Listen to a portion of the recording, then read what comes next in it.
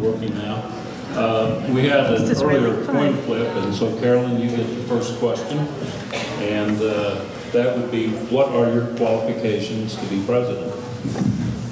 Thanks. Well, first of all, I'd like to thank everybody for coming tonight. I think my qualifications for president is that I have a lot of experience on this campus. I may have only been around for just under 2 years. I'm only a sophomore, but I've been involved in so many organizations on campus that I think my involvement gives me a really good idea of the atmosphere around campus, and so I think I know what the needs of the students are. I'm a good listener. I have the ability for innovation, so if there are necessary changes that need to be made, I appreciate feedback, I appreciate suggestions, and I let the students speak for themselves, and basically I will listen to the students' opinions and make sure that they're getting what they need. All right, thank you. And same question for you, Kyle. What are your qualifications to be president? My qualifications is to be president, I think, started with all the organizations that I'm in. It starts with the Economics Club, which I started this year, and it was a great experience to learn what it actually takes to start an organization on campus.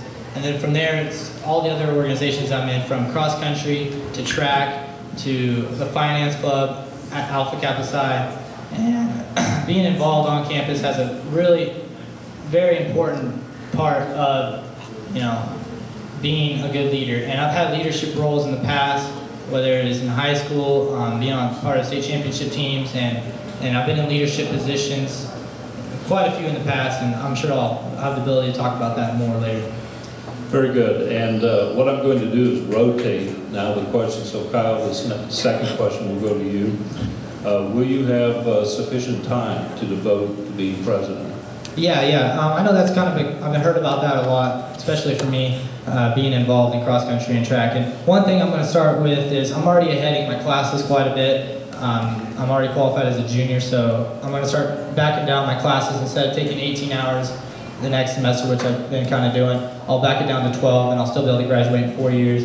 And I've also talked to my cross country track coach, and they understand if I have to miss meetings or miss practice and stuff, and they're totally on board, and they think it's a great opportunity, for me to, become more involved on campus.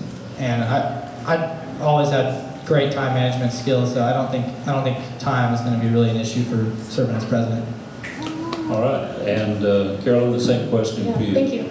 Anybody who knows me knows that I put 110% into everything that I do. I have a passion for student government, and while it takes up a lot of my time already, I know that a passion for the school and a passion for the students is going to be what drives me. No matter what I have going on in my life, I'm always going to have time to talk to the students and to make sure that my role as president doesn't get in the way of anything else that I do, because everything that I do is going to go back to the students. So I think time is not going to be an issue for me, because I'm going to put all the effort that I have into everything I already do. Serving as treasurer this year has been an opportunity that I was given that I really think helped me learn time management skills. Everything else that I'm involved in, I put 110% into everything.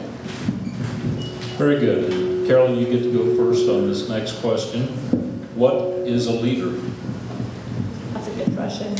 I think a leader is somebody who's willing to listen. A leader is also somebody who's willing to be a follower, because if I don't understand the mindset of my followers, I'm not going to understand what kind of leadership they're looking for. I think leader is somebody who knows how to appeal to their crowd, who knows how to make the changes that the crowd wants to see. And I think a leader is somebody who's going to give all of their effort and all of their time into who they're trying to support. Kyle, what is a leader?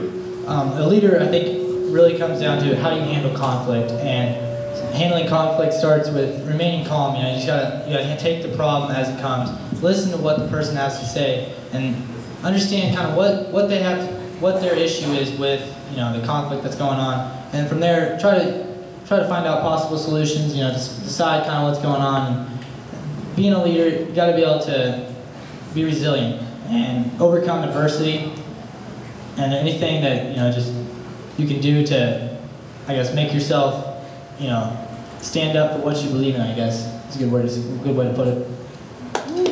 All right. Kyle, how do you plan to represent Fort Hays State off campus? To represent Fort Hays off campus, you know, that kind of, I don't know if you guys are familiar with the SAC. The SAC is the Student Advisory Committee, and they go to Topeka once a month through September through June, and they go hand in hand, they deal right with the Board of Regents, and they act as consultants. And so, sorry, what was the question one more time? How to represent Fort Hays State Represent off, Fort Hays, off yeah, campus? off campus. And then from there, you know, I have a strong voice, and I'm not afraid to ask questions. And I wouldn't be afraid to stand up, you know, in important meetings, you know, and express my opinion and understand. I understand what the students want, so when it comes to expressing my opinion, I'm not afraid to do that. And it comes to testifying in front of the House, in front of the Senate about certain issues like gun laws this year. Tyler had to go ahead and do that. I'm not afraid to do that and stand up in front of people and express my opinion. Carolyn, how do you plan to represent Fort Hays State off campus? I think you can't represent anybody off campus if you don't know what the students on campus actually want. So not only do I plan on listening to the students, I plan on, you know, making sure that what they want is what I'm actually telling everybody that they want. Because if I represent the school as a whole, I need to know what they want from me, and I need to know what they want from their legislators. So it's a matter of keeping the students, not only keeping the students informed about what's going on in Topeka, it's also a matter of making sure that I am representing the students and their needs off campus. So as long as I know, as long as I'm able to talk to, as long as SGA as a team is able to talk to their students that they represent, I think we won't have a problem representing them off campus. Okay, and this next question goes to you first. How do we make the campus more civically engaged? I love civic engagement. I'm a huge supporter of civic engagement. I think just to keep pushing the students, because a lot of the time it takes a little bit more motivation to make sure that the students are involved. If you try one thing and they all of a sudden lose interest in that